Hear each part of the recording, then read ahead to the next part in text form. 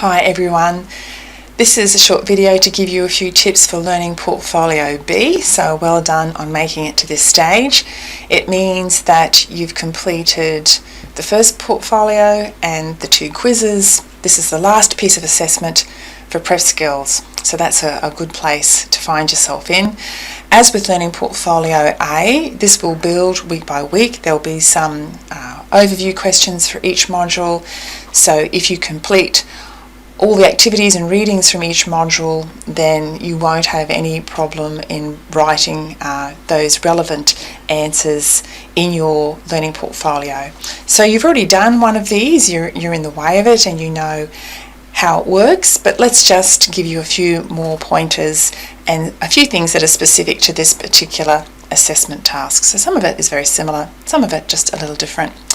So let's start by going to the Moodle site. And of course you know about the course profile, you know that that is always a good place to start when it comes to reading an overview of assessment tasks. But for more detail we will need to go to the assessment block and let's click on Learning Portfolio B. Now obviously everything that is included here is important to read. And you will see that the description is here and also the template, so in a similar way to the way things were organised with Learning Portfolio A. So if we click on the details, jumped around a little bit there, hopefully, you have a good view of that. And you'll see that it's worth 40%. There's quite a range of words there.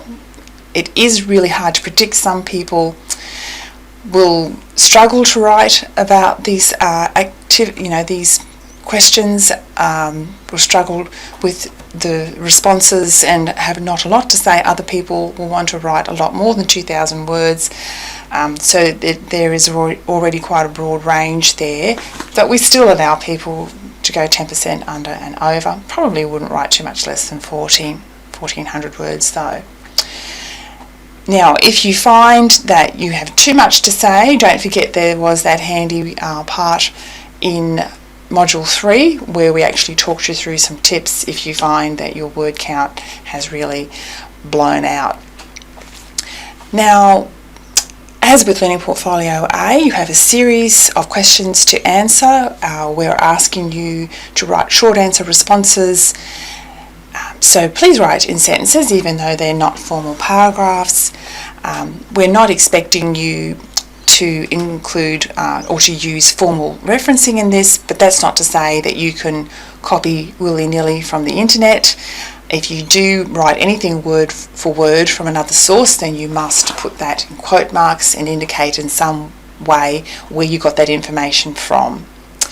But wherever possible, put things into your own words. That's part of paraphrasing, and you have been given some instructions on how to do that in Module 4. Be really specific about what you mean, give explanations, use examples, show off your knowledge. Please keep referring to the concepts that you've been introduced to in the relevant module. That's part of what you are doing here. You'll also see that as with Learning Portfolio A, you're given a guide for each of the modules, and please understand that it is just a guide so that it will help you pace yourself. It really is the overall word count that matters, and of course you will take off the wording for the questions and instructions when you come up with that total for your word count. Now, there's a couple of things that are a little different. With Module 6, for example, you will see that you are being asked about your oral presentation. Now for this, you are not being assessed on the actual oral presentation, but you will be assessed on your evaluation of that experience, what you learnt from it. You may like to include things like PowerPoints that were used, especially if you're a distance student and you weren't on campus to deliver that speech. Just be aware that if they're too big, then it can cause problems. So we generally say don't upload anything bigger than the 2 megabytes. You will be able to upload more than one file to Moodle this time. But one thing we do ask you to include, if you didn't deliver your speech on campus, is a copy of your speech. So you can add that to the end of the portfolio if you like, or you can upload that as a separate file. But it is very important that you do that. And the other module that's a little different is module 10, because you are being asked to analyse a particular article. Now, you can access that article from here. There's a newspaper article for analysis. You will also find that in module 10 on Moodle. So you'll be asked a series of questions about that, and if you have worked through all of module 10, then you will have had practice with this and you will have lots of guidance there. Sometimes it's a bit challenging for students. It's a bit different from some of the more general questions that you have been asked about, and you do have to give the questions some thought. So don't feel bad if you have to give that article a few reads and take notes as you go. And that's the best way to approach this. You really, need to take your time with that. Okay, what else? The template then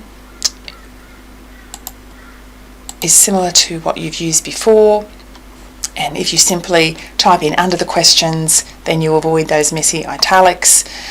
Don't forget to put your name and student number at the top, and basically you just fill in the blanks. Please save it as a Word file. PDFs are not going to work for the way we give feedback here. Just please keep it as a Word file. One thing to be aware of, you should all know how to upload your assignments because you've done that before. There is some additional advice there. This time with Moodle, we're noticing that if people put drafts up, then when it comes to the due date, Moodle is automatically uploading the drafts for you. So just a heads up there, it's probably not a good idea to be uploading drafts to Learning Portfolio B. I would only be doing that when I was very sure that I was finished and I was ready to upload the final draft. And then of course you are supposed to hit the link that says submit or send for marking, send for marking, I think it says, and don't forget to do that. But also be aware that if you think you've just got a draft there and then you've asked for some extra time, then Moodle might actually upload it for you. So I hope you find that a worthwhile activity and that you do get some valuable learning from it.